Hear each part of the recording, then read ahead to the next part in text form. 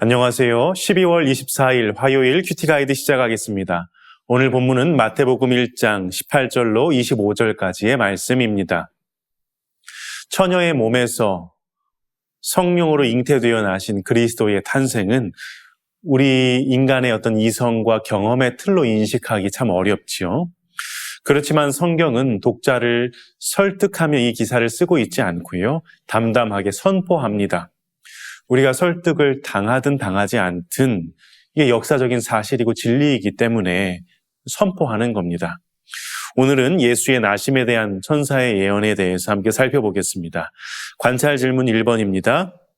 마리아에게 어떤 일이 나타났습니까? 요셉과 약혼하고 동거하기 전에 성령으로 잉태된 게 나타났다. 기록되어 있지요. 당시 유대 문화의 결혼은 약혼과 결혼이라는 두 단계로 나누어져 있었습니다. 증인들 앞에서 혼전 서약으로 약혼을 하면 그로부터 법적인 효력을 가지게 됐고요. 일반적으로 약혼을 하고 나서 한 1년 정도 지나고 결혼을 했다고 합니다. 약혼 기간 동안에는 동거하지는 않지만 간음이나 이혼에 대한 법적 구속력을 갖게 되고요. 그런데 지금 약혼의 상태에 아직 동거하기 이전에 성령으로 잉태된 일이 마리아에게 이제 나타나게 된 것이죠. 관찰 질문 2번입니다. 요셉은 어떻게 하고자 했습니까? 요셉은 마리아의 배가 불러오니까 자연스럽게 마리아가 간음을 한 것이구나 이렇게 생각을 하게 되는 거예요. 이제 본인이 아직 동거하기 이전이고 배가 불러오니까 이게 이제 본인이 아닌 다른 남자와 이게 간음을 한 것이구나. 그리고는 조용히 끊어내고자 했죠. 근데 요셉을 의로운 사람이다 이렇게 표현을 합니다. 그럼 어떤 게 의로웠다는 것인가? 요셉이 이때 할 수 있는 선택이 두 가지가 있었습니다. 첫째로는 공개적으로 이혼하는 겁니다. 공개적으로 마리아의 죄목을 밝히고 왜 이혼하게 되었는지 이런 것들을 밝히고 하는 거예요. 공개적으로요. 그러면 이 마리아는 간음죄로 이 수치와 모욕을 당하게 될 것이고 심한 경우에는 돌로 쳐 죽임을 받을 수도 있는 이제 그런 상황이 되는 겁니다. 또 하나의 방법이 뭐냐면 조용히 그녀를 이제 끊어내는 겁니다. 성경에 보면 두세 증인만 있으면 상대적으로 이제 은밀하게 이혼을 할 수 있는 거예요. 그렇게 되면 이렇게 드러내놓고 하지 않으면 은밀하게 하면 마리아가 공개적으로 수치와 모욕을 당하거나 돌로 쳐 죽임을 당하는 일이 없겠죠. 그래서 요셉은 후자를 선택했습니다. 관찰 질문 3번입니다. 주의 사자는 무엇을 전합니까? 주의 사자가 요셉에게 나타나 마리아를 데려오도록 마리아가 임신한 건 성령으로 잉태된 것이다 이야기를 해주죠. 그러면서 그 아이가 태어나면 이름을 예수라 하라 하였습니다. 연구와 묵상 4번입니다.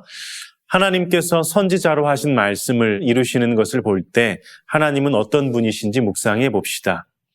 22절로 23절에 보면 예수님의 놀라운 잉태의 사건이 선지자 이사야를 통한 주님으로부터 그 예언의 성취라는 걸 드러내죠. 이걸 통해서 하나님은 먼저 참 신실한 분이시다 하는 걸 보게 됩니다. 하나님께서는 말씀하신 것을 반드시 이루시는 분이시고 그 뜻을 바꾸시지 아니하시며 끝까지 이루어내시는 우리의 어떠함과 관계없이 주님의 뜻을 이루어내시는 성실하시고 미쁘신 하나님이십니다. 동시에 우리의 생각을 넘어서서 크고 놀랍고 은밀한 일을 행하시는 전능하신 하나님이십니다. 마지막 적용 5번입니다. 하나님이 우리와 함께 계시다라는 말씀을 나에게 어떻게 적용할지 생각해 봅시다. 사람이 누릴 수 있는 많은 복이 있지만 가장 최고의 복은 임마누엘의 복이 아닐까 싶습니다. 내가 어디에 가든지 또 무엇을 하든지 나를 지키시고 돌보시는 하나님이 때를 따라 돕는 은혜로 함께 하신다는 그런 은혜입니다. 하나님이 우리를 떠나지 않으시고 영원히 함께 하시려고 하늘의 문을 여시고 이 땅에 내려오셨고 또 이제는 보혜사 성령을 보내셔서 우리 마음 안에 아예 내주하십니다. 떠나지 않고 영원히 내주하십니다. 그 하나님을 여러분은 인식하고 또 인정하며 살고 계십니까? 하나님이 함께하고 계시는데도 내가 그렇지 않은 것처럼 살아간다면 그런 아무런 힘도 능력도 없을 거예요.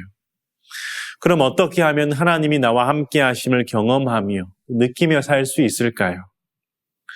하나님께서 그 백성에게 은혜를 베푸시는 두 가지 큰 수단은 말씀과 기도입니다. 하나님의 말씀인 성경을 열어서 늘 묵상하고 읊조리고 그렇게 말씀으로 오늘도 찾아오시는 하나님을 경험하며 살 때 하나님이 나와 함께 하심을 느끼게 될 것이고요. 또한 말씀을 가지고 기도하고 우리 상황을 아뢰며 기도할 때 들으시는 하나님, 그 응답을 경험할 때 하나님이 함께 하심을 느낄 수 있게 될 것입니다.